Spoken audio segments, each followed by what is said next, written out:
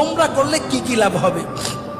এক নম্বর, ওমরা আল্লাহ তাআলা কোরআনে বলছেন তোমরা ওমরা করো, ওয়া আতিমুল হাজ্জ ওয়াল উমরা, এজন্য আমরা ওমরা করব।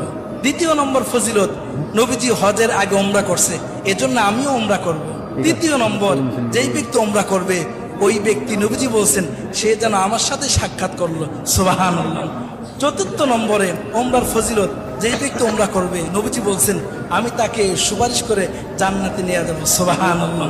পঞ্চম নম্বরে, ওমরা করতে গিয়ে আমরা বাইতুল্লাহতে নামাজ পড়ি, 1 রাকাত নামাজে 1 লক্ষ রাকাত নামাজ পড়ার সওয়াব পেয়ে যাবো, সুবহানাল্লাহ। 6 নম্বর ফজিলত হলো দুনিয়াতে থেকেই জান্নাতি জিনিস এর মধ্যে চুমা দেওয়ার সুযোগ হয়, যেটা হলো আসওয়াদ পাথর, হজরে আসওয়াদ, এর মধ্যে চুমা দেওয়ার সুযোগ হয়। 7 নম্বরে, ওমরা করলে জিন্দেগির গুনাহ মাফ হয়ে যায়। 8 নম্বরে, ওমরা করলে দোয়া কবুল হয়। 9